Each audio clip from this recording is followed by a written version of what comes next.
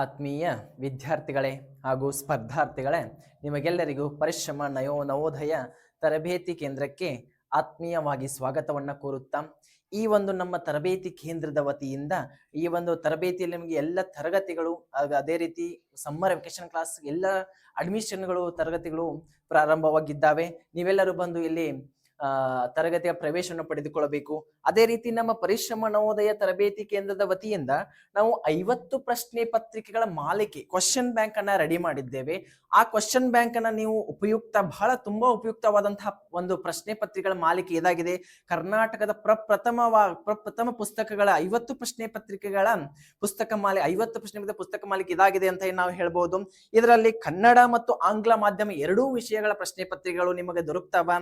ಅದೇ ರೀತಿ ಇಲ್ಲಿ ಮುರಾರ್ಜಿ, ಆದರ್ಶ, ಕಿತ್ತೂರು ರಾಣಿ ಚೆನ್ನಮ್ಮ, ಅಲ್ಪಸಂಖ್ಯಾತರ ವಿದ್ಯಾರ್ಥಿ ನಿಲಯ, ಆಳ್ವಾಸ್ ಈ ಎಲ್ಲ ಒಂದು ಮುಂಬರುವ ಪರೀಕ್ಷೆಗಳಿಗೆ ತುಂಬಾ ಉಪಯುಕ್ತವಾದಂತಹ ಪುಸ್ತಕ ಇದಾಗಿದೆ. ಇದನ್ನು ನೀವು ಸಾಧ್ಯವಾದರೆ ಎಲ್ಲರೂ ಖರೀದಿ ಮಾಡಿ.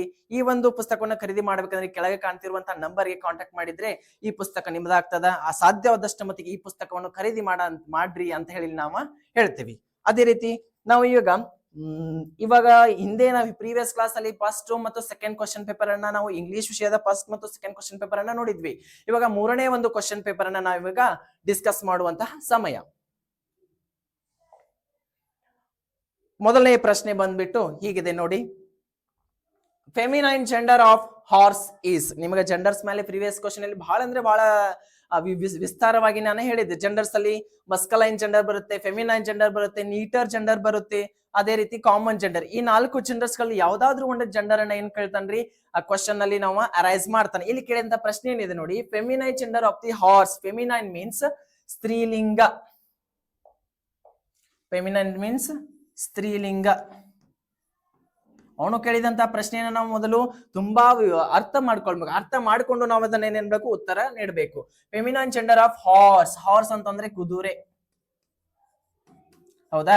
ಈ ಕುದುರೆಯ ಒಂದು ಫೆಮಿನೈನ್ ಜೆಂಡರ್ ಏನ್ರಿ ಸ್ತ್ರೀಲಿಂಗ ಏನಾಗ್ತದ ಅಂತ ಕೇಳಿದಾರ. ಆಪ್ಷನ್ ಗಳು ಕೊಟ್ಟಿದಾರ. ಆಪ್ಷನ್ ಎ ಹಾರ್ಸಸ್ ಇದ, ಆಪ್ಷನ್ ಬಿ ಹಾರ್ಸಸ್ ಇದ, ಆಪ್ಷನ್ ಸಿ ಮೇರ್ ಇದ, ಆಪ್ಷನ್ ಡಿ ಹಾರ್ಸ್ ಇದ.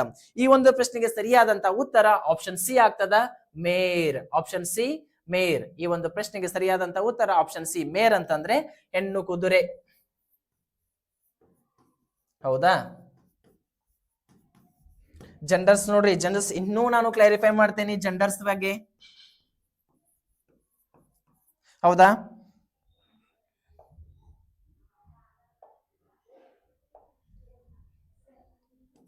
ಯಾವ ರೀತಿ ನೋಡ್ರಿ, first one ಮಸ್ಕಲೈನ್ gender, second one ಬಂದ್ಬಿಟ್ಟು ಫೆಮಿನೈನ್, ಥರ್ಡ್ ಒನ್ ಬಂದ್ಬಿಟ್ಟು ನೀಟರ್ ಜೆಂಡರ್, ಫೋರ್ತ್ ಒನ್ ಬಂದ್ಬಿಟ್ಟು ಕಾಮನ್ ಜೆಂಡರ್, ಹೌದಾ? ಮಸ್ಕಲೈನ್ ಮೀನ್ಸ್ ಇದು ಗಂಡು ಎಂಬ ಅರ್ಥವನ್ನ ಕೊಡುವಂತಹ ಪದಗಳಿಗೆ ನಾವು ಮಸ್ಕಲೈನ್ ಜೆಂಡರ್ಸ್ ಅಂತೀವಿ. ಫೆಮಿನೈನ್ ಜೆಂಡರ್ಸ್ ಮೀನ್ಸ್ ಹೆಣ್ಣು ಎಂಬ ಅರ್ಥವನ್ನ ಕೊಡುವಂತಹ ಪದಗಳಿಗೆ ನಾವೇನಂತೇವಿ ಫೆಮಿನೈನ್ ಜೆಂಡರ್. ನೀಟರ್ ಜೆಂಡರ್ಸ್ ಮೀನ್ಸ್ ಗಂಡು ಮತ್ತು ಹೆಣ್ಣು ಎರಡು, ಇವನ್ ಅದು ಇವುಗಳಿಗೆ ಏನಿರ್ತದೆ ನೈದರ್ ಅಂತಾರೆ ಜೀವ ಇರುವ ನಿರ್ಜೀವ ವಸ್ತುಗಳಿಗೆ ನಾವೇನಂತ ಕರಿತೀವಿ ನೀಟರ್ ಜೆಂಡರ್ ಅಂತೀವಿ. ಕಾಮನ್ ಜೆಂಡರ್ಸ್ ಬಗ್ಗೆ ಪ್ರೀವಿಯಸ್ ಕ್ಲಾಸ್ ಅಲ್ಲಿ ನಾನು ನಿಮಗೆ ತುಂಬಾ ವಿಸ್ತಾರವಾಗಿ ಹೇಳಿದ್ದೇನೆ. With both male or female ಇರ್ತಾರ. Parents like doctors, like singers, dancers, ಈ ರೀತಿ ಇವುಗಳಿಗೆ ಉದಾಹರಣೆ ಇವಾಗಿವೆ. ಆದ್ದರಿಂದ ಈ ಜೆಂಡರ್ಸ್ ಮೇಲೆ ಒಂದು ಕಡ್ಡಾಯವಾದ ಪ್ರಶ್ನೆ ಬರ್ತದ.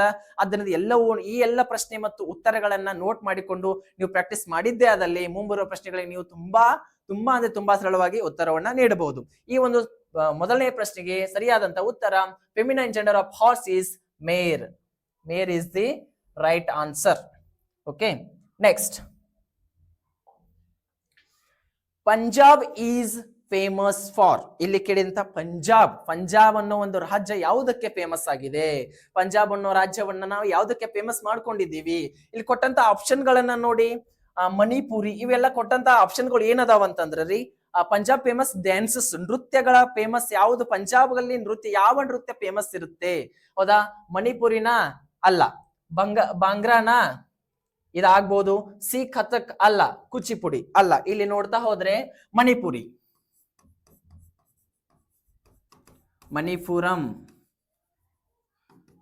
ಮಣಿಪುರಿ ಅನ್ನೋದು ಮಣಿಪುರ ಒಂದು ರಾಜ್ಯದ ಫೇಮಸ್ ಡ್ಯಾನ್ಸ್ ಇದಾಗಿದೆ. ಫೇಮಸ್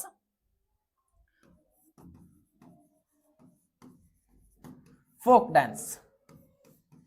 ಹೌದಾ, ಫೇಮಸ್ ಫೋಕ್ ಡ್ಯಾನ್ಸ್ ಇದ್ದ ಇದು ಮಣಿಪುರದ್ರಿ. ನೆಕ್ಸ್ಟ್ ಭಾಂಗ್ರಾ ಇದು Punjab. Option B is the right answer. ಹೌದಾ, ಪಂಜಾಬ್ ಫೇಮಸ್ ಡ್ಯಾನ್ಸ್ ಇದು ಭಾಂಗ್ರಾ. ಕಥಕ್, ಕಥಕ್ ಇದು ಕ್ಲಾಸಿಕಲ್ ಡ್ಯಾನ್ಸ್ ರೀ, ಕ್ಲಾಸಿಕಲ್ ಡ್ಯಾನ್ಸ್. ಕಥಕ್ ಇದೇನಾಗ್ತದ, ಕ್ಲಾಸಿಕಲ್ ಡ್ಯಾನ್ಸ್ ಆಗ್ತದ. ಅದೇ ರೀತಿ ನೆಕ್ಸ್ಟ್ ರೀ ಕುಚಿಪುಡಿ. ಕುಚಿಪುಡಿ ಇದು Andhra Pradesh, famous dance for Andhra Pradesh. Andhra Pradesh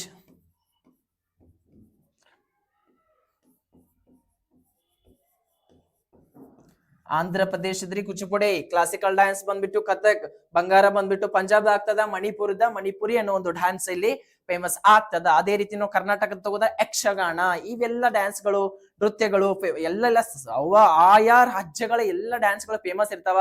ಅವುಗಳನ್ನು ನೀವು ಕೂಡ ಪ್ರಾಕ್ಟೀಸ್ ಮಾಡ್ಬೇಕು, ಅವುಗಳನ್ನ ನೋಡ್ಕೊಂಡಿರ್ಬೇಕು, ಅವನ್ಗಳನ್ನೆಲ್ಲ ಮತ್ತೆ ಮತ್ತೆ ಮರುಕಳಿಸ್ತಾ ಇರ್ಬೇಕು.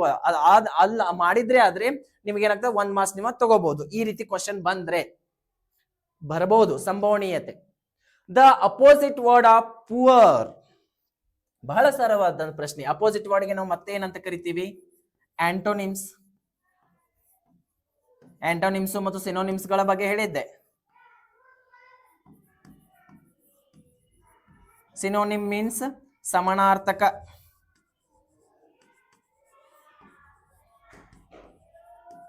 ಆಂಟೋನಿಮ್ಸ್ ಮೀನ್ಸ್ ವಿರುದ್ಧ.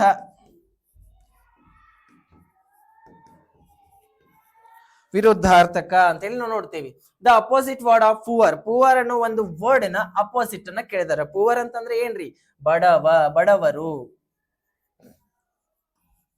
ಹೌದಾ, ಈ ಒಂದು ಬಡವರು ಅನ್ನೋ ಒಂದು ವರ್ಡ್ ದ ವಿರುದ್ಧ ಪದವನ್ನ ಅವರು ಕೇಳಿದಾರೆ. ಯಾವ ಒಂದು ವಿಷಯದಲ್ಲಿ? ಇಂಗ್ಲಿಷ್ ವಿಷಯದಲ್ಲಿ. ನೋಡ್ರಿ, ಇಲ್ಲಿ ನೋಡ್ತಾ ಹೋದ್ರಿ ಬಹಳ ಸರಳ ಒಂದು ಪ್ರಶ್ನೆ. ಎನಿಮಿ ಆಗ್ತದ? ಇಲ್ಲ. ರಿಚ್ ಆಗ್ತದ? ಇಲ್ಲ. ಸಾರಿ, ರಿಚ್ ಆಗ್ತದ. Option B is the right answer. C ಆಗೋದಿಲ್ಲ. ಡಿ ಅನ್ಪುವರ್, ಇದು ಕೂಡ ಆಗುದಿಲ್ಲ. ಆದ್ದರಿಂದ ಈ ಒಂದು the opposite word of poor ಒಂದು ಪ್ರಶ್ನೆಗೆ ಸರಿಯಾದಂತ ಉತ್ತರ ಆಪ್ಷನ್ ಬಿ, ರಿಚ್ ಆಗ್ತದ. ಹೌದಾ, ಮುಂದೆ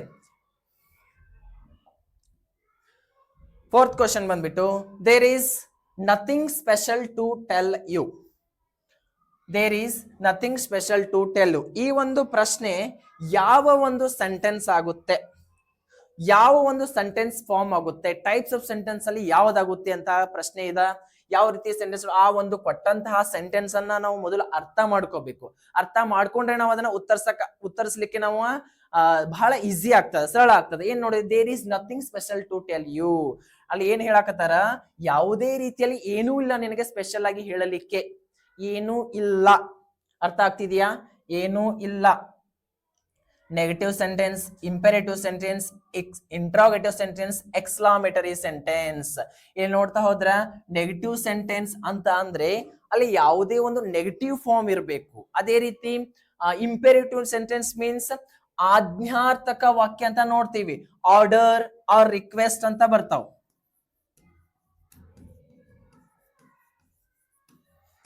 ಇವೆಲ್ಲ ಯಾವ ಸೆಂಟೆನ್ಸ್ ಅಲ್ಲಿ ಬರ್ತಾವ? ಇಂಪೆರೇಟಿವ್ ಸೆಂಟೆನ್ಸ್ ಅಲ್ಲಿ ಬರ್ತಾವ. ಅದೇ ರೀತಿ ಇಂಟರೋಗೇಟಿವ್ ಸೆಂಟೆನ್ಸ್ ಮೀನ್ಸ್ ಪ್ರಶ್ನಾರ್ಥಕ ವಾಕ್ಯ. ಪ್ರಶ್ನಾರ್ಥಕ ವಾಕ್ಯವನ್ನ ನಾವು ನೋಡೋದಾದ್ರೆ ಇಲ್ಲಿ ಈ ಒಂದು ಸೆಂಟೆನ್ಸ್ ಏನ್ ಮಾಡ್ತದ? ಆಸ್ಕ್ಸ್ ಕ್ವೆಶ್ಚನ್ಸ್, ಸ್ಟೇವಾಯ್ on questions and ends with question mark. ಹೌದಾ, ಕ್ವೆಶ್ಚನ್ ಮಾರ್ಕ್ ದಿಂದ ಇದು ಇಂಟ್ರೋಗೇಟಿವ್ ಸೆಂಟೆನ್ಸ್ ಏನಾಗ್ತದ? ಪೂರ್ಣ ಆಗ್ತದ, ಮುಕ್ತಾಯ ಆಗ್ತದ. ಅಲ್ಲೇ ತಿಳ್ಕೊಂಡ್ಬಿಡ್ಬೇಕು ನಾವ್ ಅದೇನಾಗ್ತದ? ಪ್ರಶ್ನಾರ್ಥಕ ವಾಕ್ಯ ಅಂತ ಹೇಳಿ. ಅದೇ ರೀತಿ exclamatory sentence. Exclamatory sentence means ಉದ್ಗಾರವಾಚಕ ವಾಕ್ಯ. ಇಲ್ಲಿ ಏನಾಗ್ತದ? ಸ್ಟ್ರಾಂಗ್ ಎಮೋಷನ್ಸ್ ಗಳನ್ನ ಇದು ಹೇಳ್ತದ. Exclamatory sentence strong emotions like happy, anger, sudden feelings. ಹೌದಾ, ಈ ರೀತಿ ಆದಂತಹ ಉದಾಹರಣೆಗಳನ್ನು ಎಕ್ಸ್ಕ್ಲಾಮೇಟರಿ ಸೆಂಟೆನ್ಸ್ ಹೇಳ್ತದ. ಹಂಗಾದ್ರೆ ಈ ಕೊಟ್ಟಂತಹ ಪ್ರಶ್ನೆ ಏನಿದೆ ನೋಡ್ರಿ, there is nothing special to tell you. ಇಲ್ಲಿ ಯಾವುದೇ ರೀತಿ ಸೆಂಟೆನ್ಸ್ ಗಳು ಇಂಪರೇಟಿವ್ ಸೆಂಟೆನ್ಸ್ ಆಗುತ್ತಾ, ಆಜ್ಞೆ ಮಾಡುವಂತ ಸೆಂಟೆನ್ಸ್ ಇದಾಗಿದ್ಯಾ? ಇಲ್ಲ. ಇಂಟ್ರೋಗೇಟಿವ್ ಸೆಂಟೆನ್ಸ್ ಕ್ವಶನ್ ಮಾರ್ಕ್ ಇದೆಯಾ? ಇಲ್ಲ. ಅದೇ ರೀತಿ ಎಕ್ಸ್ಕ್ಲಾಮೇಟರಿ ಸೆಂಟೆನ್ಸ್ ಇಲ್ಲಿ ಏನಾದ್ರೂ strong emotions like happy, anger ಏನೂ ಇಲ್ಲ. ಸೊ ಹಿಂಗಾದ್ರೆ ಇದು ನಥಿಂಗ್ ಅಂತ ತಿಳ್ಕೊಂಬಿಡಿ, ಇದರ ಅರ್ಥ ಏನೂ ಇಲ್ಲ. ಇದು ನೆಗೆಟಿವ್ ಫಾರ್ಮ್ ಅಲ್ಲಿ ಇದೆ. ಇದನ್ನ ನೀವು ಮೊದಲು ಅರ್ಥ ಮಾಡ್ಕೋಬೇಕು. ನಥಿಂಗ್ ಅಂತಂದ್ರೆ ಏನೂ ಇಲ್ಲ, ಅದು ನೆಗೆಟಿವ್ ಫಾರ್ಮ್ ಅಲ್ಲಿ ಇದೆ. ಆದ್ದರಿಂದ there is nothing special to tell you. ಈ ಒಂದು ಸೆಂಟೆನ್ಸ್ ಏನಾಗುತ್ತೆ? ನೆಗೆಟಿವ್ ಸೆಂಟೆನ್ಸ್ ಆಗುತ್ತೆ. ಹೌದಾ? ನೆಕ್ಸ್ಟ್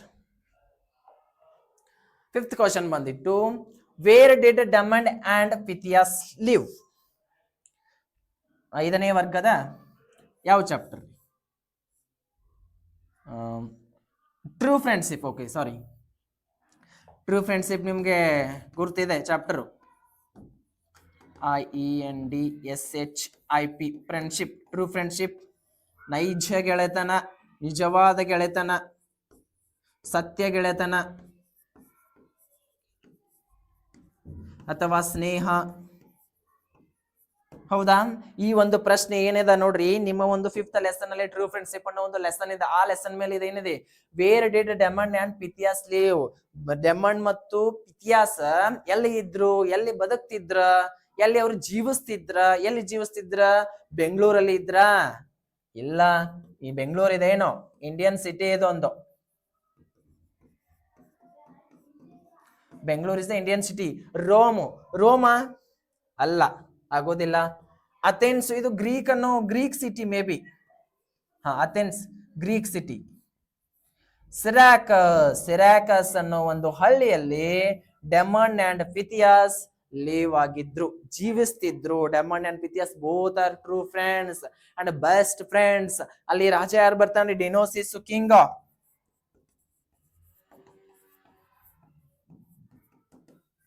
ಹೌದಾ? ಇಲ್ಲಿ ಮೇನ್ ಪಾತ್ರಗಳು ಡೆಮಂಡ್, ಪಿಥಿಯಾಸ್, ಡೆನೋಸಿಸ್. ಈ ಒಂದು 3 ಪಾತ್ರಗಳು ಈ ಲೆಸನ್ ಅಲ್ಲಿ ಬರ್ತಾವ. ಅವ್ರು ಎಲ್ಲಿ ಯಾವ ಒಂದು ಹಳ್ಳಿಯಲ್ಲಿ ವಾಸ ಮಾಡ್ತಿದ್ರು? ಸಿರಾಕಸ್ ಅನ್ನೋ ಒಂದು ಹಳ್ಳಿಯಲ್ಲಿ ವಾಸ ಮಾಡ್ತಿದ್ರು, ಜೀವಿಸ್ತಿದ್ರು ಅಂತ ಹೇಳಿ ನಾವು ನೋಡ್ತೇವೆ. ಲೆಸನ್ ಮೇಲೇನು 1 ಅಥವಾ 2 ಕ್ವಶನ್ಸ್ ಅರೈಸ್ ಆಗ್ತಾವ್ರಿ. ಆದ್ದರಿಂದ ನೋಡ್ಬೇಕು, ಎಲ್ಲ ಲೆಸನ್ಗಳ ಕ್ವಶನ್ಸ್ಗಳು ಎಲ್ಲ ಲೆಸನ್ಗಳ ಅರ್ಥ ಮಾಡ್ಕೋಬೇಕು, ಅಂಡರ್ಸ್ಟ್ಯಾಂಡ್ ಮಾಡ್ಕೋಬೇಕು. ಅವುಗಳ ಮೇಲೂ 1 ಅಥವಾ 2 ಅಂಕಗಳ ಪ್ರಶ್ನೆಗಳು ಬರ್ತಾವ. ಓಕೆ, ನೆಕ್ಸ್ಟ್ ಕ್ವಶನ್ ಬಂದ್ಬಿಟ್ಟು, look at the picture. Picture ಅನ್ನ ಲುಕ್ ಮಾಡ್ರಿ, ನೋಡಾಕತ್ತೀರಿ. And identify the picture of musical instruments. ಹೌದಾ? ಐಡೆಂಟಿಫೈ ಮಾಡ್ರಿ. ಈ ಒಂದು ಪಿಕ್ಚರ್ ನೋಡ್ರಿ, ಇದು ಮ್ಯೂಸಿಕಲ್ ಇನ್ಸ್ಟ್ರೂಮೆಂಟ್ ಅಲ್ಲಿ ಯಾವ್ದಾಗ್ತದ? ಹೌದಾ? ಮ್ಯೂಸಿಕಲ್ ಇನ್ಸ್ಟ್ರೂಮೆಂಟ್ ಯಾವ್ದಿದು? ಹೌದಾ? ಮ್ಯೂಸಿಕಲ್ ಇನ್ಸ್ಟ್ರೂಮೆಂಟ್ ಯಾವ್ದು ಬಂದ್ಬಿಟ್ಟು ಅಂತಂದ್ರ ಇವೆಲ್ಲ almost musical instruments. Tabla, harmonium, guitar, violin. ಹೌದಾ? ಆದ್ರೆ ಅವ ಏನ್ ಹೇಳಿದಾನ ಕ್ವಶನ್ ಅಲ್ಲಿ, ಏನ್ ಕೊಟ್ಟಿದಾರ ನೋಡ್ರಿ, ಈ ಒಂದು ಕೊಟ್ಟಂತಹ ಪಿಕ್ಚರ್ ಅನ್ನ ಲುಕ್ ಮಾಡ್ರಿ. Look at the picture, look at the picture. ಹೌದಾ? ಪಿಕ್ಚರ್ ಅನ್ನ ನೋಡ್ರಿ ಫಸ್ಟ್. ಅದು ಏನಾಗ್ತದ? ಕೊಟ್ಟಂತಹ ಮ್ಯೂಸಿಕಲ್ ಇನ್ಸ್ಟ್ರೂಮೆಂಟ್ಸ್ ಅದಾವ, ಇಲ್ಲಿ 4 ಅದಾವ. 4 ಕೊಟ್ಟಿಲ್ಲಮ್ಮ, 1 ಕೊಟ್ಟಾನ. ಹಾಗಾದ್ರೆ ಈ ಒಂದು ಪ್ರಶ್ನೆಗೆ ಸರಿಯಾದಂತ ಉತ್ತರ ಅದು ತಬಲಾ ಆಗೋದಿಲ್ಲ, ಹಾರ್ಮೋನಿಯಂ ಅಲ್ಲ, ಗಿಟಾರು ಅಲ್ಲ, ಅದು ವಯೋಲಿನ್ ಆಗ್ತದ. ಹೌದಾ? ಈ ಒಂದು ಪ್ರಶ್ನೆಗೆ ಸರಿಯಾದಂತ ಉತ್ತರ ವಯೋಲಿನ್. ಓಕೆ, ನೆಕ್ಸ್ಟ್,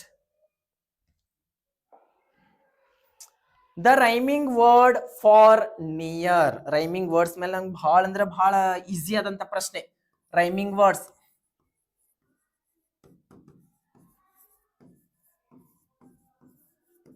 ಪ್ರಾಸ ಪದಗಳು ಕನ್ನಡದಲ್ಲಿ.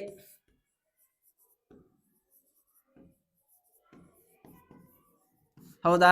ಪ್ರಾಸ ಪದಗಳು ಕನ್ನಡದಲ್ಲಿ ಅಂತ ಬಂದ್ರ ನಿಯರ್ ಅದ ರೈಮಿಂಗ್ ವರ್ಡ್ ಕೇಳಿದಾರೆ. ನಿಯರ್ ಅನ್ನೋ ಒಂದು ವರ್ಡ್, ನಿಯರ್ ಅದ ಅರ್ಥ ಏನ್ರಿ ಕನ್ನಡದಲ್ಲಿ?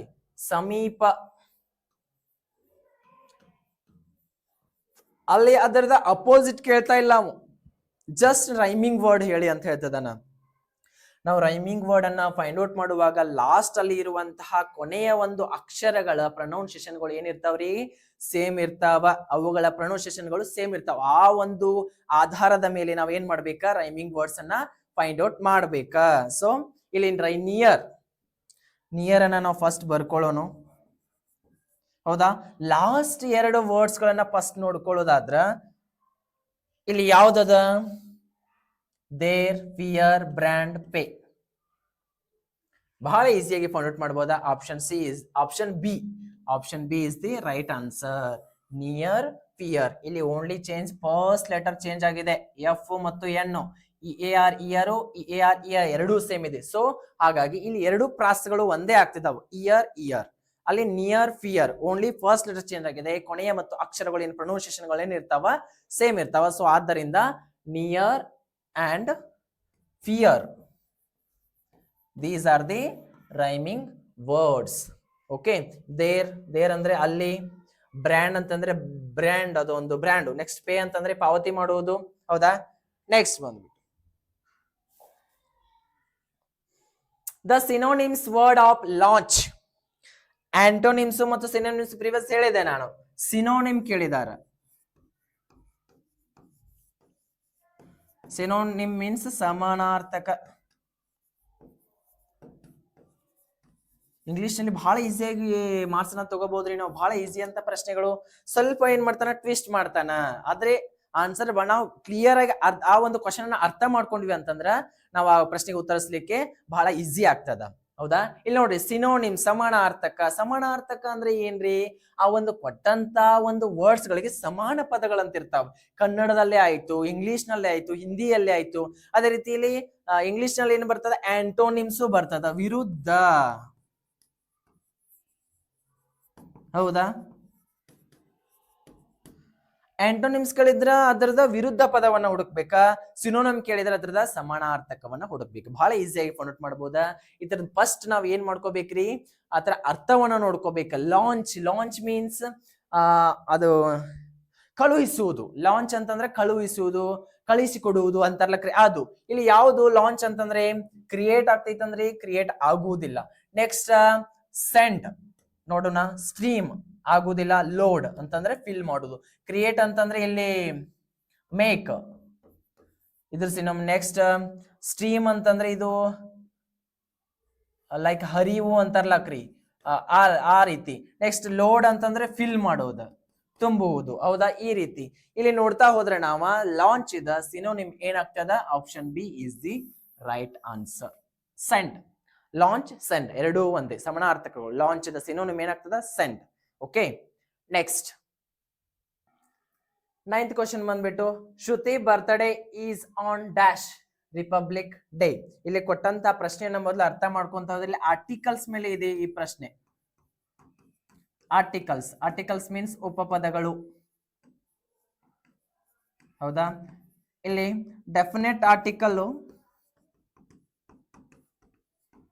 ದ ಆಗ್ತದ, ಇನ್ಡೆಫಿನೆಟ್ ಆರ್ಟಿಕಲ್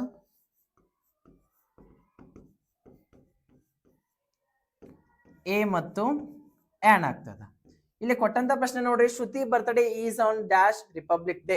ಡೆಫಿನೆಟ್ ಆರ್ಟಿಕಲ್ಸ್ ಅಂತಂದ್ರೆ ಇಲ್ಲಿ ಸ್ಪೆಸಿಫಿಕ್ ಪ್ಲೇಸ್ ಆದದು. ಡೆಫಿನೆಟ್ ಆದಂತ ಪ್ಲೇಸ್ ಗಳಾಗ್ಲಿ, ಆಲಿ ಬುಕ್ಸ್ ಆಗ್ಲಿ, ಮ್ಯಾಗಝಿನ್ಸ್ ಗಳಾಗ್ಲಿ, ಅದೇ ರೀತಿ ಹಿಸ್ಟೋರಿಕಲ್ ಪ್ಲೇಸ್ ಗಳಾಗ್ಲಿ, ಇವುಗಳ ಹಿಂದೆ ನಾವು ಡೆಫಿನೆಟ್ ಆರ್ಟಿಕಲ್ ಅನ್ನ ಫಿಲ್ ಮಾಡ್ಬೇಕ. ಅದೇ ರೀತಿ ಎ ಮತ್ತು ಎನ್ ನೋಡ್ರಿ, ಎ ಅನ್ನ ನಾವು ವೆನ್ ಕಾನ್ಸೋನೆಂಟ್ ಸೌಂಡ್ ಗಳ ಹಿಂದೆ ವ್ಯಂಜನ ಅಕ್ಷರದಲ್ಲಿ ಉಚ್ಚಾರಣೆ ಆಗ್ತಿರ್ಬೇಕು, ಅಲ್ಲಿ ನಾವು ಎ ಅನ್ನ ಫಿಲ್ ಮಾಡ್ತೀವಿ. ಅದೇ ರೀತಿ ಯಾನ್ ಸೌಂಡ್ ಅನ್ನ ನಾವು ಇಲ್ಲಿ ಓವೆಲ್ ಸೌಂಡ್ ಸ್ವರಗಳ ಉಚ್ಚಾರಣೆಗಳ ಹಿಂದೆಗಡೆ ನಾವು ಆನ್ ಅನ್ನ ಫಿಲ್ ಮಾಡ್ತೀವಿ. ಇಲ್ಲಿ ಕೊಟ್ಟಂತ ಪ್ರಶ್ನೆ ನೋಡ್ರಿ, Shruti birthday is on dash republic day. Option A an ಇದ, option B the, C a of, D of ಇದ. ಈ ಪ್ರಶ್ನೆಗೆ ಸರಿಯಾದ ಉತ್ತರ ದ ಆಗ್ತದ. Option B the, because national days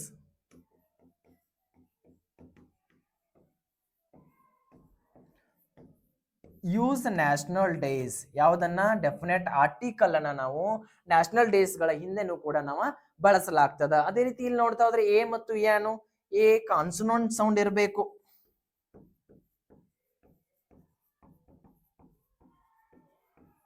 ಆನು ಓವಲ್ ಸೌಂಡ್ ಇರಬೇಕು. ಹೌದಾ? ಆನ್ ಅನ್ನೋದು ಬಹಳ ಅಂದ್ರೆ ಬಹಳ ಕನ್ಫ್ಯೂಷನ್ ಮಾಡ್ಕೋತಾರ್ರಿ. ಇಲ್ಲಿ ನಾವು ಒಂದೆರಡು ಎಕ್ಸಾಂಪಲ್ಸ್ ಗಳನ್ನ ಮಾಡ್ತೇನೆ ಆರ್ಟಿಕಲ್ಸ್ ಮೇಲೆ. ಅದು ಆನ್ ಒಂದು ಇಂಡೆಫಿನೆಟ್ ಆರ್ಟಿಕಲ್ ಪರವಾಗಿ. ಇಲ್ಲಿ ನೋಡ್ರಿ,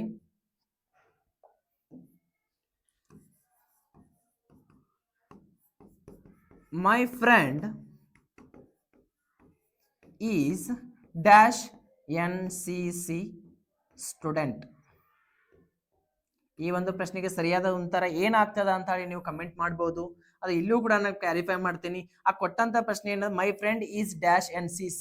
ಇಲ್ಲಿ ನಿಮಗೆ ಆರ್ಟಿಕಲ್ ಫಿಲ್ ಮಾಡುವಾಗ ಏನಾದರೂ ಕನ್ಫ್ಯೂಷನ್ಸ್ ಆದ್ರೆ ಓವೆಲ್ ಸೌಂಡ್ ಇದೇನೋ ಅಥವಾ ಕಾನ್ಸೋನೆಂಟ್ ಸೌಂಡ್ ಇದೇನೋ ಅಥವಾ ಡೆಫಿನೇಟ್ ಆರ್ಟಿಕಲ್ ಅಂತ ಹೇಳಿ ಕನ್ಫ್ಯೂಷನ್ಸ್ ಆದ್ರೆ ಇಲ್ಲಿ ಕೊಟ್ಟಂತ ಮುಂದಿನ ವರ್ಡ್ ಏನಿದೆ ಅದನ್ನ ನಾವು ಪ್ರೊನೌನ್ಸ್ ಮಾಡ್ಬೇಕಲ್ಲ. ಕನ್ನಡದಲ್ಲಿ ಬರ್ಕೊಳ್ತಾ ಹೋದ್ರ NCC ಅನ್ನ ಕನ್ನಡದಲ್ಲಿ ಬರೀತಾ ಹೋದ್ರ NCC ಮುಂದಿನ ಬರೆಯುವಂತ ನೆಸೆಸಿಟಿನೇ ಇಲ್ಲ. ಯಾಕಂತಂದ್ರೆ ಎ ಅನ್ನೋದು ಕನ್ನಡದ ಒಂದು ಸ್ವರ, ಅದೇ ರೀತಿ ಇಂಗ್ಲಿಷ್ ನ ಉಚ್ಚಾರಣೆಯು ಕೂಡ. ಆದ್ದರಿಂದಲೇ ನಾವು ಇದರ ಹಿಂದೆನೂ ಕೂಡ ಅನ್ನ ಫಿಲ್ ಮಾಡ್ತೀವಿ. My friend is on NCC student, not my friend is ಬರೋದಿಲ್ಲ, ಆನ್ ಬರ್ತದ. ಅದೇ ರೀತಿ ಇನ್ನೊಂದು examples, one more example means my friend is on MLA, ಇದು ಕೂಡ ಆನ್ ಬರ್ತದ ಇಲ್ಲಿಯೂ ಕೂಡ. ಸೊ ಹಾಗಾಗಿ ಈ ಒಂದು ಆನ್ ಸಂಬಂಧಪಟ್ಟಂತಹ ಕನ್ಫ್ಯೂಷನ್ಸ್ ಏನೋ ಇದ್ರ ನೀವು ಕಮೆಂಟ್ ಮುಖಾಂತರ ನನಗಿಲ್ಲಿ ತಿಳಿಸಬಹುದು. Next question, I will come school at, look at the picture and fill in the blanks. ಇಲ್ಲಿ ಕೊಟ್ಟಂತ ಪ್ರಶ್ನೆ ನೋಡ್ತಾ ಹೋದ್ರ ಈ ಒಂದು ಪಿಕ್ಚರ್ ಅನ್ನ ನೋಡಿ, ಈ ಒಂದು ಕ್ಲಾಕ್ ಪಿಕ್ಚರ್ ಅನ್ನ ನೋಡಿ ನಾವು ಆನ್ಸರ್ ಅನ್ನ ಮಾಡಬೇಕು. ಕ್ಲಾಕ್ ಅಲ್ಲಿ ಟೈಮ್ ಎಷ್ಟಾಗ್ಯದ, ವೇಳೆ ಎಷ್ಟಾಗ್ಯದ ನಾವಿಲ್ಲಿ ಹೇಳ್ಬೇಕು. ಆಪ್ಷನ್ಸ್ ಗಳು ಅವರೇ ಕೊಟ್ಟಿದ್ದಾರೆ.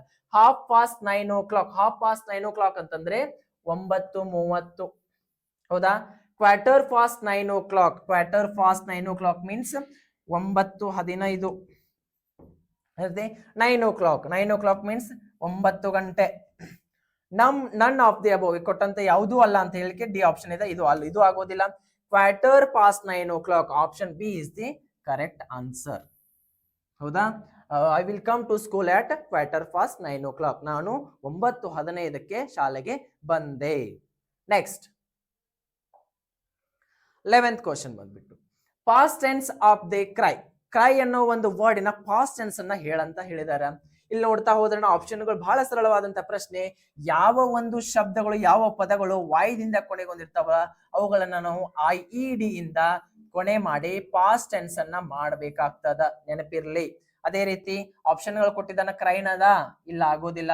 ಕ್ರೈಡ್ ಆಗುತ್ತಾ? Option B is the right answer. Cried ಇದು ಆಗೋದಿಲ್ಲ. ಕ್ರೈಸ್ ಇದು ಪ್ರೆಸೆಂಟ್ ಫಾರ್ಮ್ ಅಲ್ಲಿ ಇದೆ. Present form. ಕ್ರೈಸ್ ಅನ್ನೋದು ಪ್ರೆಸೆಂಟ್ ಫಾರ್ಮ್ ಆಗ್ತದ. ಹೌದಾ? ಆದ್ದರಿಂದ past tense of the CRY, ಇದರ ಸರಿಯಾದ ಉತ್ತರ ಆಪ್ಷನ್ ಬಿ ಕ್ರೈಡ್ ಆಗ್ತದ. Next right the missing letters. ಈ ಬಹಳ ಸರಳವಾದಂತಹ ಪ್ರಶ್ನೆ. ಮಿಸ್ಸಿಂಗ್ ಲೆಟರ್ಸ್ ಎಲ್ಲ ನಾವು ಇಲ್ಲಿ ಫಿಲ್ ಮಾಡ್ತಾ ಹೋಗ್ಬೇಕು. ಯಾವ ರೀತಿ ಫಿಲ್ ಮಾಡ್ಬೇಕಾ? ಈ ಒಂದು ಬಹಳ ಈಸಿ ನೋಡ್ರಿ. N-T-O-N-A-L ಬಹಳ ಸರಳವಾದಂತ ಪ್ರಶ್ನೆ. ಇಲ್ಲಿ ನಾವ್ ಏನ್ ಮಾಡ್ಬೇಕು? ನ್ಯಾಷನಲ್ ಆಗ್ತದ. Option NATIONAL. ಇಲ್ಲಿ ಕೊಟ್ಟಂತ ಎರಡು ಎ ಮತ್ತು ಐ ಗಳನ್ನ ಫಿಲ್ ಮಾಡಿದ್ದೀವಿ. ಹೌದಾ? ಕೊಟ್ಟಂತ ಆಪ್ಷನ್ಗಳು ಯಾವ್ದಿದೆ ನೋಡ್ರಿ, ಎ ಮತ್ತು I. Option C is the right answer. Right the missing letters national ಆಗ್ತದೆ. NATION. ನ್ಯಾಷನಲ್ ಅಂತಂದ್ರೆ ಕನ್ನಡದಲ್ಲಿ ರಾಷ್ಟ್ರೀಯ. ಹೌದಾ? ನೆಕ್ಸ್ಟ್ ಮುಂದಿನ ಪ್ರಶ್ನೆ ಬಂದ್ಬಿಟ್ಟು ಆಡ್ ಒನ್ ಔಟ್. ಕನ್ನಡದಲ್ಲಿ ನೋಡ್ತಾ ಹೋದ್ರ ಗುಂಪಿಗೆ ಸೇರದ ಪದ. ಇಂಗ್ಲಿಷ್ ನಲ್ಲಿ ಆಡ್ ಒನ್ ಔಟ್, ಗುಂಪಿಗೆ ಸೇರದ ಪದವನ್ನ ನಾವಿಲ್ಲಿ ತೆಗೆದು ಹಾಕ್ಬೇಕ. ಯಾವ ರೀತಿ ತೆಗೆದು ಹಾಕ್ಬೇಕ? Bread, cake, biscuit, fruit. First ಬರೆದುಕೊಳ್ಳೋಣ. BREAD, bread, cake, biscuit.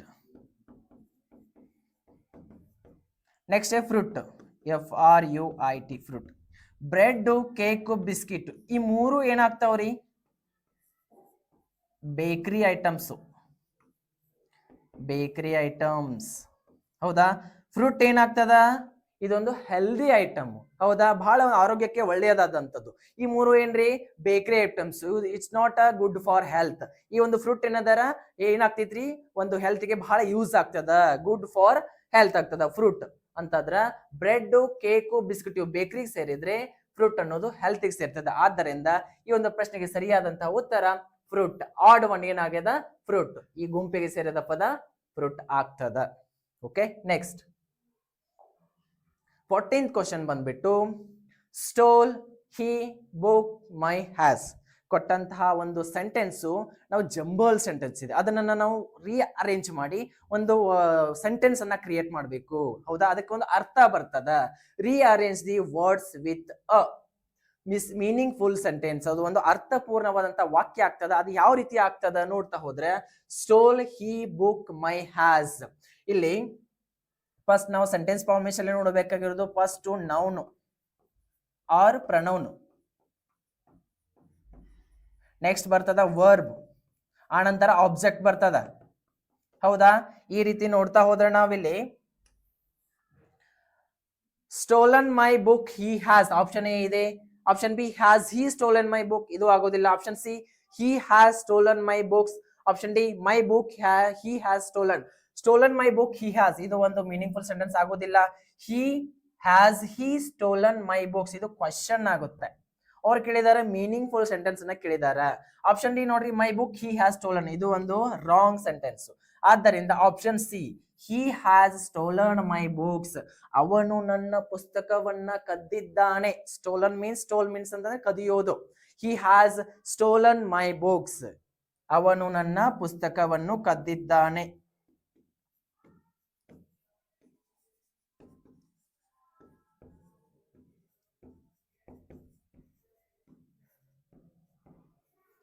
ಹೌದಾ, ಇಲ್ಲಿ ಫಸ್ಟ್ ಪ್ರೊನೌನ್ ಬಂದಿದ, ವರ್ಬ್ ಬಂದದ, ಲಾಸ್ಟ್ ಆಬ್ಜೆಕ್ಟ್ ಉಳಿದದ. ಈ ಒಂದು ವ್ಯಕ್ತಿಯಿಂದ ಈ ಒಂದು ಆಬ್ಜೆಕ್ಟ್ ಏನಾಗಿದೆ, ಕಳೆದು ಹೋಗಿದೆ. ಸಬ್ಜೆಕ್ಟ್ ನಿಂದ ಆಬ್ಜೆಕ್ಟ್ ಕಳೆದು ಅಲ್ಲಿ ಸ್ಟೋಲನ್ ವರ್ಬ್, ಅಲ್ಲಿ ವರ್ಬ್ ಬಂದು ಸ್ಟೋಲನ್ ಬಂತು. ಸೊ ಹೀಗಾಗಿ option C is the right answer. He has stolen my books. Next, ತುಂಬಾ is in the boss who cares ಅನ್ನೋ ಒಂದು ಲೆಸನ್ ಅಲ್ಲಿ ಈ ಒಂದು ಸೆಂಟೆನ್ಸ್ ಅನ್ನ ನೋಡ್ತೇವೆ. The boss who cares, scientist ಇರ್ತಾರಲ್ಲಿ 70 ಸೈಂಟಿಸ್ಟ್. ಎಸ್, ಹೌದಾ, ಅವ್ರು ಯಾರ ಅಂಡರ್ ಕೆಲಸ ಮಾಡ್ತಿರ್ತಾರ, APJ ಅಬ್ದುಲ್ ಕಲಾಂ. ಹೌದಾ, ಈ ಒಂದು APJ ಅಬ್ದುಲ್ ಕಲಾಂ ಅಂಡರ್ ಅಲ್ಲಿ 70 ವಿಜ್ಞಾನಿಗಳು ಅಲ್ಲಿ ಒಂದು ಏನಿರ್ತದೆ ಸಂಶೋಧನಾ ಕೇಂದ್ರ, ವಿಜ್ಞಾನ ಸಂಶೋಧನಾ ಕೇಂದ್ರದಲ್ಲಿ ಕೆಲಸ ಮಾಡ್ತಿರ್ತಾರ. ಅಲ್ಲಿ ತುಂಬಾ ಅನ್ನೋ ಇದು ಒಂದೇನ್ರಿ ಊರು. ಆ ತುಂಬಾ ಅನ್ನೋದು ಒಂದು ಸ್ಪೇಸ್ ಸೆಂಟರ್ ಅಲ್ಲಿ ವಿಜ್ಞಾನ ಸಂಶೋಧನಾ ಕೇಂದ್ರ ಯಾವ ರಾಜ್ಯದಲ್ಲಿ ಇದೆ ಅಂತ ಕೇಳಿದಾರೆ. ತುಂಬಾ ಈಸ್ ಇನ್ ಕೊರಿಯಾದಲ್ಲಿ ಇದೆಯಾ, ಅಲ್ಲ. ಕರ್ನಾಟಕದ ಅಲ್ಲ. ಕಾಶ್ಮೀರದಲ್ಲಿ ಇಲ್ಲ. ಆದ್ದರಿಂದ ಈ ಒಂದು 15th ಕ್ವಶನ್, ತುಂಬಾ ಈಸ್ ಇನ್ ಕೇರಳ, ಕೇರಳದಲ್ಲಿದೆ. ತುಂಬಾ ಅನ್ನೋ ಒಂದು ವಿಜ್ಞಾನ ಸಂಶೋಧನಾ ಕೇಂದ್ರ ಕೇರಳ ಒಂದು ರಾಜ್ಯದಲ್ಲಿ ಇದೆ, ಕೇರಳದ ರಾಜ್ಯದಲ್ಲಿ ಇದೆ. ಈ ಒಂದು ಪ್ರಶ್ನೆಗೆ ಸರಿಯಾದ ಆನ್ಸರ್ ಕೇರಳ. ತುಂಬಾ ಈಸ್ ಇನ್ ಕೇರಳ. ನೆಕ್ಸ್ಟ್, ಈ ಒಂದು ಪ್ರಶ್ನೆ 16th ಪ್ರಶ್ನೆ ನೋಡಿ, coming back give one word. ಬಹಳ ಸರಳವಾದ ಪ್ರಶ್ನೆ. ಗಿವ್ ಒನ್ ವರ್ಡ್ಸ್ ಬಗ್ಗೆ ಪ್ರೀವಿಯಸ್ ಕ್ಲಾಸ್ ಅಲ್ಲಿ ನಮ್ಗೆ ತುಂಬಾ ಸರಳವಾಗಿ ಹೇಳಿದಾನ. ನೆಕ್ಸ್ಟ್ ನೋಡ್ತಾ ಹೋದ್ರ, ಕಮ್ಮಿಂಗ್ ಬ್ಯಾಕ್ ಅಂದ್ರೆ ಏನು? ಕಮ್ಮಿಂಗ್ ಬ್ಯಾಕ್ ಅಂದ್ರೆ ಏನು? ಮರಳುವುದು, ಮರಳಿ ಬರುವುದು. ಮರಳಿ ಬರುವುದಕ್ಕೆ ನಾವು ಒಂದೇ ವರ್ಡ್ ಅಲ್ಲಿ ಏನಂತೇವಿ? ರಿಪ್ಲೈ ಅಂತೇವ? ಅಲ್ಲ. ಲೇಜಿ ಅಂತೇವ? ಅಲ್ಲ. ಸೇಫ್ ಅಂತೇವ? ಅಲ್ಲ. ಹಾಗಾದ್ರೆ ಆಪ್ಷನ್ ಡಿ ರಿಟರ್ನ್, ಮರಳಿ ಬಾ ಅಥವಾ ಮರಳಿ ಬರುವುದು, ಮರಳುವುದು. ಹೌದಾ, ಮರಳುವುದು. ಕಮ್ಮಿಂಗ್ ಬ್ಯಾಕ್ ಇದರದ ಒನ್ ವರ್ಡ್ ಏನಾಗ್ತದ? ರಿಟರ್ನ್ ಆಗ್ತದ. ಹಾಗಾದ್ರೆ ರಿಪ್ಲೈ ಅಂತ ನೋಡ್ತಾ ಹೋದ್ರೆ ಆ ರಿಪ್ಲೈದ ವರ್ಡ್ ಏನಾಗ್ತದೆ? To write back. ಅದರದ ಒನ್ ವರ್ಡ್ ನೋಡ್ರಿ,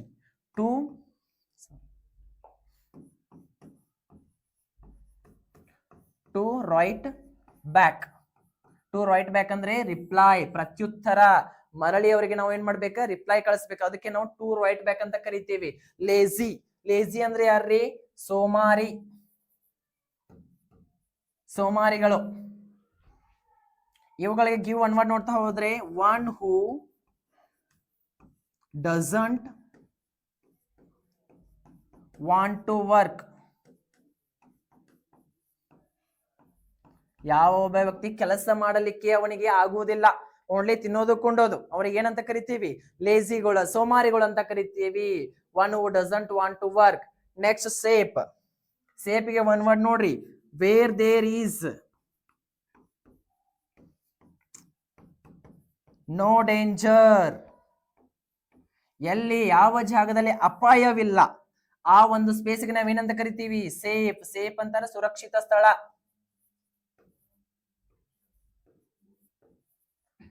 ರಿಪ್ಲೈ ಅಂತಂದ್ರೆ ಪ್ರತ್ಯುತ್ತರ. ಸಾಧ್ಯ ಆದ್ರೆ ಇವುಗಳನ್ನೆಲ್ಲ ನೀವು ನೋಟ್ ಮಾಡ್ತಾ ಹೋಗ್ಬೇಕು, ಬಹಳ ಉಪಯುಕ್ತ ಆಗ್ತಾವ ನಿಮ್ಮ ಮುಂಬರುವ ಎಲ್ಲ ಏನ್ರಿ ಪರೀಕ್ಷೆಗಳಿಗೆ. ನೆಕ್ಸ್ಟ್ 17ನೇ ಪ್ರಶ್ನೆ ಬಂದ್ಬಿಟ್ಟು ಗೋಟ್, ಬ್ಲೀಟ್, ಪ್ಯಾರಟ್ಸ್. ಗೋಟ್ ಏನ್ ಸೌಂಡ್ ಮಾಡ್ತದ? ಬ್ಲೀಟ್ ಅಂತ ಸೌಂಡ್ ಮಾಡ್ತದ. ಅದೇ ರೀತಿ ಪ್ಯಾರಟ್ ಏನಂತ ಸೌಂಡ್ ಮಾಡ್ತದ ಅಂತ ಹೇಳಿ ಕ್ವಶನ್ ಕೇಳಿದಾರ.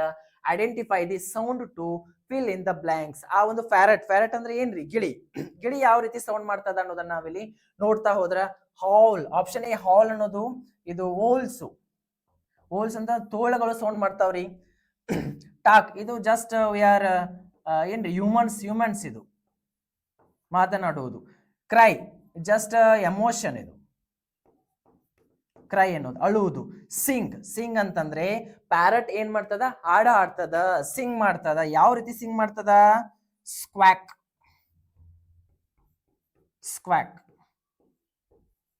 ಈ ರೀತಿ ಇದು ಸಿಂಗ್ ಮಾಡ್ತದ ಪ್ಯಾರಟ್. ಆದ್ದರಿಂದ ಗೋಟ್ ಬ್ಲೀಟ್ ಮಾಡಿದ್ರೆ ಪ್ಯಾರಟ್ ಸಿಂಗ್ ಮಾಡ್ತದ.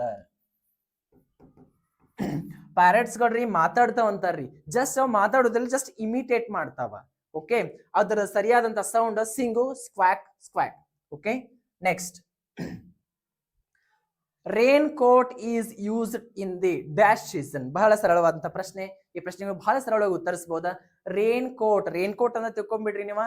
ಮಳೆಯಲ್ಲಿ ಧರಿಸ್ತಕ್ಕಂತ, ಮಳೆಗಾಲದಲ್ಲಿ ಧರಿಸ್ತಕ್ಕಂತ ಒಂದು ಕೋಟು. ಹೌದಾ? ಆ ಕೋಟ್ ಅನ್ನು ನಾವು ಯಾವ ಸೀಸನ್ ಅಲ್ಲಿ ಬಳಕೆ ಮಾಡ್ತೀವಿ? ಯಾವ ಸೀಸನ್ ಅಲ್ಲಿ? ವಿಂಟರ್ ಸೀಸನ್ ಅಲ್ಲೇ ಬಳಕೆ ಮಾಡ್ತೇವ. ಚಳಿಗಾಲ ವಿಂಟರ್.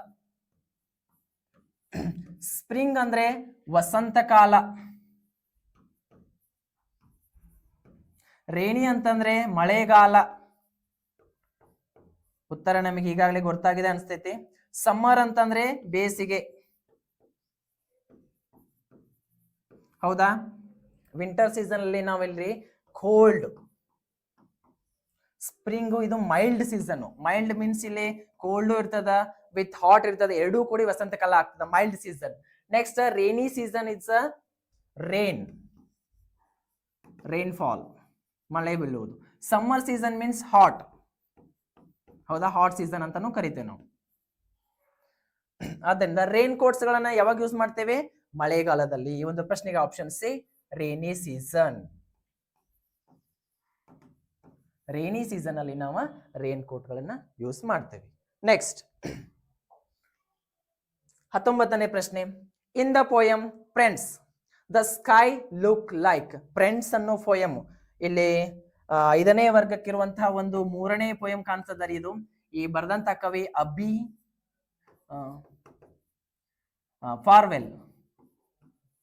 ಫಾರ್ವೆಲ್ ಬ್ರೌನ್. ಎಸ್, ಈ ಒಂದು ಕವಿ ಇದನ್ನ ಈ ಒಂದು ಪೋಯಮ್ನ ಬರ್ದಿದ್ದಾರೆ.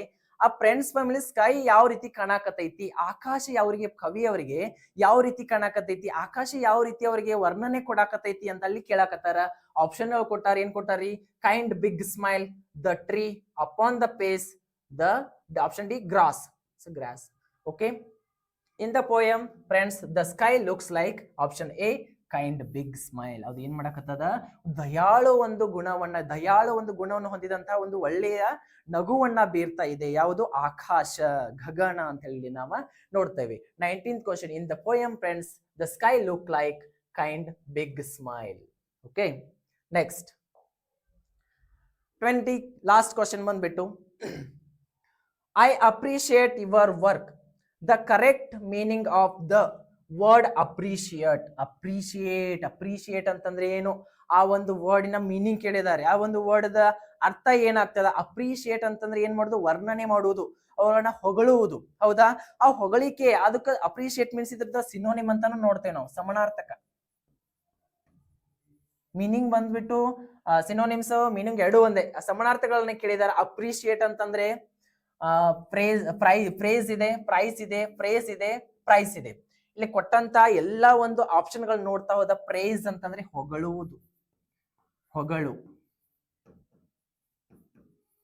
ಪ್ರೈಸ್ ಅಂದ್ರೆ ಕಾಸ್ಟ್, ವೆಚ್ಚ. ಇದು ನಾಟ್ ಸಾರಿ, ಪ್ರೈಸ್ ಅಂತಂದ್ರೆ ಇದು ಅವಾರ್ಡ್ ಮೀನ್ಸ್ ಇವೆಲ್ಲ ಗೆದ್ದಂತ ಅವಾರ್ಡ್ಸ್ ಗಳು.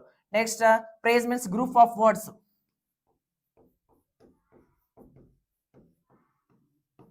ಪ್ರೈಸ್ ಮೀನ್ಸ್ ಕಾಸ್ಟ್ ಅಂದ್ರೆ ವೆಚ್ಚ. ಯಾವುದೋ ಒಂದು ವಸ್ತುಗಳಿಗೆ ಇಟ್ಟಂತಹ ಕಾಸ್ಟ್, ವೆಚ್ಚ. ಅದರಿಂದ ಇಲ್ಲಿ ಏನ್ ನೋಡಿದ್ರೆ ಅಪ್ರಿಶಿಯೇಟ್ ಅಂತಾರೆ, ಅವ್ರನ್ನ ವರ್ಣಿಸುವುದು, ಹೊಗಳುವುದು. ಆ ಒಂದು ಆಪ್ಷನ್ ಗಳಲ್ಲಿ ಯಾವ್ದು ಅದಕ್ಕೆ ಸರಿಯಾಗಿ ಹೊಂತದ? ಅಪ್ರಿಶಿಯೇಟ್. ಇದರ ಸಿನೋನಿಮ್ ಮೀನಿಂಗ್ ಯಾವ್ದಾಗ್ತದ ಅಂದ್ರ option A praise. It's a right answer. Praise ಅಂತಂದ್ರೆ ಹೊಗಳುವುದು. ಹೌದಾ? ಈ ಎಲ್ಲ 20 ಪ್ರಶ್ನೆಗಳನ್ನ ನಾವು ಇವತ್ತಿನ ದಿನ ಚರ್ಚೆ ಮಾಡಿದ್ದಾಯ್ತು. ಇನ್ನೂ ನಿಮಗೆ ಏನಾದರೂ ಕನ್ಫ್ಯೂಷನ್ಸ್ ಇದ್ರೆ, ಕ್ವಶನ್ಗಳಿದ್ದರೆ ನೀವು ಕಮೆಂಟ್ ಮುಖಾಂತರ ತಿಳಿಸಿ. ಅದೇ ರೀತಿ ಇನ್ನೊಂದು ವಿಷಯ ನಿಮ್ಮಲ್ಲಿ ಏನು ಶೇರ್ ಮಾಡ್ಕೊಳಕ್ಕೆ ಇಷ್ಟಪಡ್ತೀನಿ ಅಂತಂದ್ರೆ, ಇನ್ನೊಮ್ಮೆ ಹೇಳೋದಾದ್ರೆ ಮುರಾರ್ಜಿ ಚಾಂಪಿಯನ್ ಅಂತ ಬಂದು 50 ಪ್ರಶ್ನೆ ಪತ್ರಿಕೆಗಳ ಕ್ವಶನ್ ಬ್ಯಾಂಕ್ ಅನ್ನ ಇಲ್ಲಿ ನಾವು ತಂದಿದ್ದೇವೆ. ಈ ಕ್ವಶನ್ ಬ್ಯಾಂಕ್ ತುಂಬಾ ಅಂದ್ರೆ ತುಂಬಾ ಉಪಯುಕ್ತ ಆಗ್ತದ.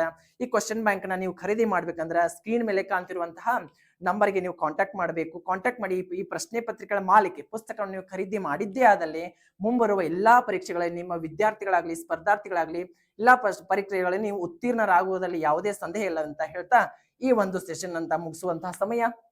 ವಿದ್ಯಾರ್ಥಿಗಳೇ, ಧನ್ಯವಾದಗಳು.